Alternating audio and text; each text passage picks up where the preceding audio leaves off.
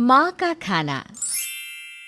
भाई हर लड़के लड़की की अपने हम सफ़र को लेकर कुछ ख्वाहिशें होती हैं, जैसे वो दिखता कैसा होगा, कितना पढ़ा होगा, जॉब होगा या नहीं, वगैरह वगैरह। लेकिन अंबर की तो बस एक ही ख्वाहिश थी कि लड़की ऐसी हो जो बिल्कुल उसकी माँ की कॉपी हो। माँ जैसा खाना बनाए, माँ जैसे बाल बनाए, माँ जैसी बातें करें। कुल मिलाकर अंबर की सोच माँ से शुरू होकर माँ पर ही खत्म हो जाती थी। अब तो आप समझ ही गए होंगे कि जिस घर में पत्नी की तुलना माँ से होगी, वहाँ शांति तो होने से रही, वहाँ तो होगा हर रोज एक नया घमासान। तो जी, 27 साल के नन्हे मुन्ने मम्मी के दुलारे अंबर की शादी 25 साल की समझदार होनहार लड़की अवनी से हो जाती है। जहाँ एक तरफ अंबर मम्माज बॉय बनकर मम्मी के आगे पीछे घूमता था, वहीं अवनी एक तेज तर्रार घर और ऑफिस को बिल्कुल बैलेंस करके रखने वाली लड़की थी। शादी को लगभग 1 महीना बीत गया था।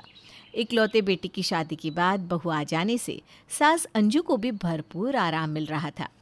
बहू अवनी ने 1 ही महीने में घर बहुत अच्छे से संभाल लिया था। अब तक अवनी गलत फहमी में जी रही थी कि सब कुछ भाई बढ़िया है, और फिर एक दिन, मम्मी जी मैंने कढ़ी चावल बनाए हैं, मैं खाना लगा देती हूँ, आप लोग खा लीजिए। हाँ बहू, लगा दे। भाई कढ़ी का तो नाम सुनकर ही मुंह में पानी आ जाता है। क्या अंबर? अब बना दिया तो लगा दो, लेकिन सही बताऊँ तुम्हारे हाथ में वो बात नहीं है। मम्मी कढ़ी बनाती थी तो मैं उंगलियां चाटता रह जाता था। अच्छा, हाँ, सबका अपना अपना तरीका होता है। हो सकता है मम्मी जी के हाथ से ज़्यादा अच्छी बनती हो। मम्मी जी कभी मुझे भी बनाकर खिलाइए ना, उंगलियां चाटने जैसी कढ़ी। फिलहाल तो जल्दी से डाइनिंग टेबल पर आ जाओ, खाना लगा रही हूँ। अरे बेटा, ऐसा नहीं कहते। देख, कहीं बहू को बुरा लग गया तो। मम्मी सच्ची आपके हाथ का खाना इतना लज्जतदार होता है कि क्या बताऊँ। जब से अवनी खाना बनाने लगी है मेरी तो भूख ही मर गई है। अब इसमें उसे बुरा लगे तो लगे। तभी अवनी भी वहाँ आ जाती है। क्या कहा? तुम्हारी भूख मर गई है? हाँ, समझ सकती हूँ मैं। आजकल तुम बस 5-6 रोटी और 2 प्लेट चावल से ही तो काम चला रहे हो। आधा पेट खाकर देखो तो कैसे कमज़ोर हो गए हो। अवनी अपनी बात कहकर वहाँ से चली जाती है, लेकिन सास अंजू समझ गई थी कि बहू अवनी को पति का बार बार माँ के खाने की तारीफ करना पसंद नहीं आ रहा है। कुछ देर बाद, अवनी बेटा, मैं कुछ मदद करा दूं तुम्हारी? नहीं मम्मी जी, मैं कर लूँगी। हाँ, मैं मानती हूँ कोई भी काम आपके जैसा तो नहीं कर पाऊँगी, लेकिन अपनी तरफ से मैं कोई कसर भी नहीं छोड़ूंगी। और हर इंसान ना अलग अलग होता है मम्मी जी, ना आप मेरी तरह हो सकती है और ना मैं आपकी तरह। अरे बेटा, मुझे पता है तुम कितनी काबिल और होशियार हो। अब इतने सालों तक मेरे ही हाथ का खाया है ना, तो थोड़ा समय तो लगेगा ही। तुम अपना मन मत दुखाओ बेटा, मैं उसे समझाऊंगी। तुम देखना, कुछ ही दिनों में माँ को भूल कर अवनी अवनी की माला जपने लगेगा। सास की बात सुनकर अवनी का मन थोड़ा शांत हो गया। मम्मी जी शायद ठीक कह रही हैं आप। इतने सालों तक अंबर ने मम्मी के हाथ का खाना खाया है ना, इसलिए उसे थोड़ा अलग लगता होगा। शायद मैंने ही ओवर रिएक्ट कर दिया, और हो सकता है कि कुछ दिन बाद उसे मेरे हाथ का खाना आपसे भी ज़्यादा पसंद आने लग जाए। अपने मन में आई कड़वाहट को दूर करने के लिए अवनी फिर से अपने काम में व्यस्त हो जाती है। लेकिन कहते हैं ना, कुत्ते की दुम सीधी नहीं होती। अंजू जी के लाख समझाने पर भी अंबर में कोई खास सुधार नहीं आ रहा था। बेटा अवनी, आज शाम को थोड़ा जल्दी आ सकोगी? क्या बात है मम्मी जी? बेटा, अंबर की चाची जी आने वाली है। उनकी ना बड़ी ख़राब आदत है, हर चीज़ में अपने घर से तुलना करती है। देखना, शाम को आएगी ना तो अपनी बहू की तारीफ़ कर करके मुझे नीचा दिखाएगी। इसलिए मैं चाह रही थी कि तुम थोड़ा जल्दी आकर संभाल लेती तो अच्छा रहता। मम्मी जी आप क्यों चिंता करती हैं? अब आपने बता दिया ना, अब आप देखना मैं ऐसी तैयारी करूँगी कि चाची जी की बोलती बंद हो जाएगी, और मैं जल्दी नहीं आऊँगी बल्कि छुट्टी पर ही रहूँगी बस। अरे बेटा, तूने तो मेरा दिल खुश कर दिया। जीती रहे बेटा, जीती रहे। अवनी ने ऑफिस से छुट्टी लेकर शाम को चाची के आने की तैयारियां शुरू कर दी। सबसे पहले उसने पूरे घर के पर्दे, बेडशीट सब बदल डाले। फिर घर की अच्छे से सफाई करने के बाद वो रसोई में घुस गई।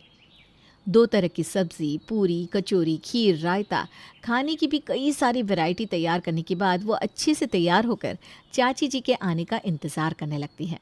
सासू माँ अंजू ने भी आज कामों में अवनी का पूरा साथ दिया था, इसलिए सारे काम समय पर ही समाप्त हो गए थे। कुछ देर बाद चाची जी घर आई तो उनकी तो जैसे बोलती ही बंद हो गई थी।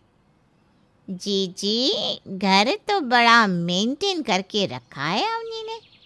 नौकरी के साथ साथ कर लेती है ये सब। हाँ छोटी, बहू मेरी बड़ी गुणी है, हर काम में अव्वल है, ये समझ ले। अच्छा, बहुत बढ़िया, बहुत बढ़िया। जीजी कुछ चाय नाश्ता भी कराओगी या भूखे पेट बहू की तारीफ ही सुनाती रहोगी आज? क्यों नहीं कमला, अभी ले। अरे बेटा अवनी, देखो तो आ गई तुम्हारी चाची जी। अरे कब से लगी है रसोई में। मैंने तो कहा भी सिंपल सा खाना बना ले, तेरी चाची को ये ज़्यादा मसालेदार और पकवान मिष्टान पसंद नहीं, लेकिन मजाल है जो इसने सब्जी रोटी बनाई हो। पता नहीं क्या क्या मिष्टान बनाने में लगी हुई है। बहू अवनी के तारीफों के पुल सुनते सुनते चाची जी तो बेचारी आज कोई कमी निकाल ही नहीं पा रही थी, और अंजू खुशी के मारे फूल ही नहीं समा रही थी। तभी अंबर भी वहाँ आ जाता है। अरे चाची जी, आप नमस्ते नमस्ते, कब आई आप? हाँ बेटा, ये नहीं कि चाची को लेने स्टेशन पर आ जाए। अरे कभी फ़ोन करके हाल चाल ही जान ले। बस जब दरवाजे आकर बैठ जाओ तब सारे जहाँ की बात याद आती है। अरे छोड़ना इसे, तू नाश्ता कर। माँ की बात सुनकर अंबर ने भी नाश्ते की प्लेट में से एक कचौड़ी उठाते हुए उसका एक टुकड़ा मुंह में रख दिया। अब देखो चाची, अवनी ने इतने सारे पकवान तो बना कर रख दिया लेकिन जो स्वाद माँ के हाथ के खाने में है ना, वो अवनी के हाथ में तो कभी आ ही नहीं पाएगा। एक टुकड़ा खाते ही मन खराब हो गया। अंबर बेटा, ऐसी बात नहीं करते। देख बहू ने कितनी मेहनत से सब कुछ बनाकर तैयार किया है। भाई मुझे तो बड़ा स्वादिष्ट लग रहा है खाना। रहने दो माँ, आप जब कचौड़ी बनाती थी ना, ओए होए होए होए, बस मेरे तो सोच कर ही मुंह में पानी आ रहा है। मतलब अवनी भी ठीक बना लेती, लेकिन आपसे कोई मुकाबला नहीं है उसका। सुबह से एक पैर पर खड़े होकर दौड़ते भागते सारे काम निपटाते निपटाते अवनी थक कर चूर हो गई थी, लेकिन अंबर के मुंह से चाची जी के सामने अपनी बुराई सुनकर अवनी के सब्र का पैमाना छलक गया और वो दनदनाती हुई अंबर के सामने आकर खड़ी हो गई। बस बहुत हो गया, हर समय मम्मी मम्मी मम्मी करते रहते हो। तुम्हें किसी की मेहनत दिखाई देती है या नहीं? सुबह से झक मारकर काम में लगी हुई हूँ, लेकिन मजाल है जो तुम कभी तारीफ के 2 बोल भी बोल दो। बहुत मम्मी मम्मी करते हो ना, ठीक है, आज से तुम मम्मी के हाथ का ही खाना खाओगे, क्योंकि अब मैं तो तुम्हारे लिए कुछ भी बनाने से रही। अरे अवनी बहू, तू भी कहाँ इस नालायक की बातों में आ रही है। अरे सच्ची बेटा, खाना कितना स्वाद बना है। क्यों कमला? रहने दीजिए मम्मी जी, अब आपको लीपा पोती करने की कोई ज़रूरत नहीं है। 1 महीने से ऊपर हो गया है मुझे यहाँ आए। सुबह से लेकर रात तक मैं बस कामों में ही लगी रहती हूँ। अरे बहू कोई इमोशनलेस मशीन होती है क्या? मतलब पूरा दिन खटकर सबकी पसंद का खाना बनाओ, घर देखो, ऑफिस जाओ, और बाद में आपके सुपुत्र सारी मेहनत पर पानी फेर देते हैं। बहुत पसंद है ना मम्मी के हाथ का खाना, तो जाओ अब मम्मी के हाथ का ही खाओ। मुझे भी कोई झांसी की रानी बनकर सब कुछ अकेले करने का शौक नहीं है। अवनी बहू ने चाची के सामने इज्जत का कबाड़ा तो किया ही, साथ ही साथ खाना न बनाने का जो फरमान जारी किया, वो तो अंजू को ही भारी पड़ गया। कुछ दिन तो बेचारी तीनों टाइम का खाना बनाती रही। उसके बाद अंबर, यहाँ आ तू। नालायक कहीं का, माँ का बुढ़ापा खराब करते तुझे शर्म नहीं आई होगी ना। सोचा था बुढ़ापे में बहू के हाथ की रोटी खाऊंगी, लेकिन तूने सारे अरमानों पर पानी फेर कर रख दिया। अरे बताओ, अब बुढ़ापे में मुझे ही सबको बना बना कर खिलाना पड़ रहा है। मम्मी लेकिन अरे चुप कर नालायक, खबरदार जो मम्मी मम्मी की आवाज़ सुनाई दी तो बहुत हो गया। बहू को तूने ही उकसाया था ना, आज से तीनों टाइम का खाना भी तू ही बनाएगा। अरे मम्मी, मेरी जॉब तो बेटा उन्हीं भी करती है ना, जैसे वो सुबह उठकर सबका खाना बनाकर जाती थी, बिल्कुल वैसे ही अब तू भी खाना बनाकर ऑफिस जाएगा। 4 दिन जब खुद रसोई में पसीना बहाएगा तो बीवी के हाथ का खाना अमृत लगने लगेगा। बस फिर क्या था, उस दिन के बाद से दोनों सास बहू आराम से डाइनिंग टेबल पर बैठकर खाना खाती और बेचारा अंबर खाना बनाता और अपने मम्मी प्रेम को 100 बार कोसता रहता। अब तो वो सपने में भी नहीं कहता खाना हो तो मम्मी जैसा।